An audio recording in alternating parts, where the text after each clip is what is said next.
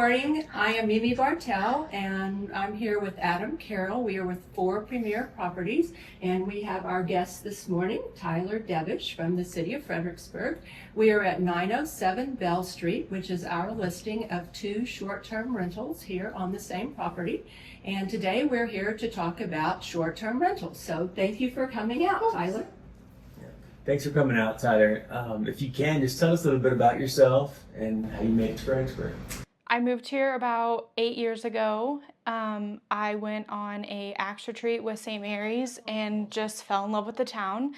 And I've been with the city. It'll be 2 years in October. I started in the finance department for about 6 months, and I've been with development services for about a year now. And I am the short-term rental specialist for the City of Fredericksburg. Nice. Awesome. Yeah. That's great. Thank you for being here Of again. course. Yes, and thanks for coming to Fredericksburg. What zones are eligible to receive short-term rental permits? So the zones that are eligible for short-term rental permits are going to be C1, C1.5, C2, and CBD by right. So R1 and R2 are no longer allowed by right for STR unoccupieds. So how would one obtain a STR permit in an R2 zoned area? They're no longer allowed by right. So you can't obtain an STR unoccupied if you have like a mother-in-law suite or a guest house, an ADU. You can apply for a new short-term rental permit on the ADU, but you have to have a long-term tenant or the owner has to live in the main residence, long-term in order to obtain that. And they have to be willing to sign an affidavit to be the 24/7 local contact for the ADU. Thank you. That's some clarification. Yeah, absolutely. I thought that the owner had to live in I want to call it the main Yeah. house. But No, that's you not can the have case. you can have a long-term tenant. They just have to be willing to sign that affidavit to be the 24/7 local contact. Right. Yes, Thank ma'am. you. Yeah, of course. So, can you always get a permit in a commercial zone property, or how does that work? You have to follow the guidelines of the 2024 STR ordinance, which includes like parking. The parking requirements have to come into compliance with the 2024 ordinance, life safety, etc. So a lot of people think that they can get a permit in the C zones, but if you're not in compliance with that 2024 ordinance, and a big part of that is parking, then you can't obtain that permit. You have to come into compliance with that first. Yeah, I live in an area that has a lot of STRs, and parking is a huge issue. Absolutely. Off-street parking Yes. is the main point there. Yes.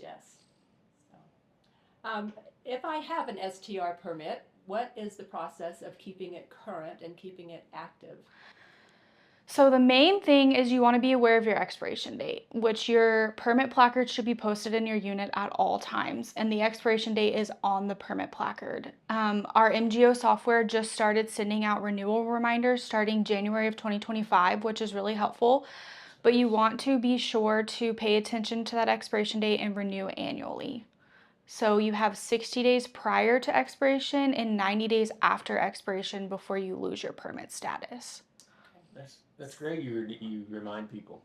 Yeah, absolutely. And I try to go through monthly and find everybody that's expired and hasn't renewed and send them a personal email. Sometimes I'm not able to do it, but the MGO software will do it. They send a 30-day expiration and a 10-day expiration notice to all short-term rental owners. So the excuse of I didn't know is no longer valid. Exactly. Exactly. Nobody told me. Yeah. So, when I am ready to renew my permit, are there inspections that have to occur, or do I just pay my fee? Yes. So the renewal process is the applicant or the property owner will submit a renewal application and staff will receive it. And staff usually processes it within 24 to 48 hours. Sometimes it can go 72 hours. It depends on our workload.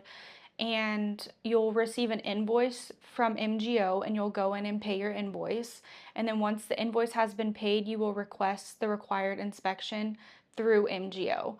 And the inspections are annual. And then with the invoice, it sends you a copy of the inspection checklist with it. So you'll receive that inspection checklist, get your property ready beforehand, and then you'll go through the inspection process. And once you pass your inspection, you'll receive your new permit placard, which then should be posted in the unit with the new expiration date. Great, thank you. So let's just say you close on a property, that person sells. What's the process of transferring that permit? How long do you have? All that.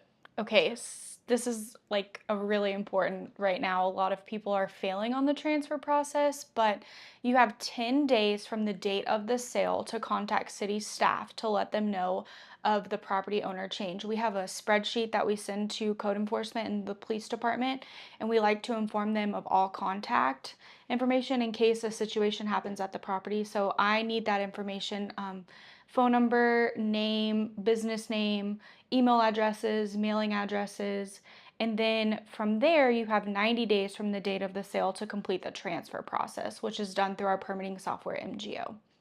I always like to remind buyers or sellers of STR permitted properties, consider it like utilities. You have to go to the city and have Absolutely. the utilities transferred. It doesn't just magically happen. And so think about the STR permit the same way. Yes, You have to make applications. Absolutely. And I highly encourage realtors or people buying properties to reach out to me and make sure that that property has an active permit.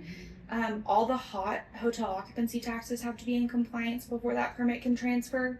And that permit has to be active. If it's like a pending permit, we have to make sure that the inspection gets done before the property sells. Or if hot's delinquent, we need to make sure all those hotel occupancy taxes are taken care of before the property sells. So I encourage realtors and anybody buying a property to reach out to city staff and make sure that that property is in compliance. Thank you. That happened on this property.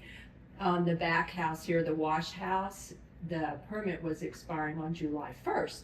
And so we made certain that we got the inspection done before we had a sale, and it was needing to transfer, and then we were in that limbo period. Absolutely. And I have worked with MGO and about 2 months ago on the new permit placards for 2025 going into 2026. In red lettering, it says, please contact city staff in accordance with the STR ordinance to transfer if you're transferring. So that's a reminder on the permit placard as well now. Great. Yeah. Thank you. What can agents do to better prepare STR buyers and sellers to make your job easier? The biggest thing is like I said before, is just reach out to city staff.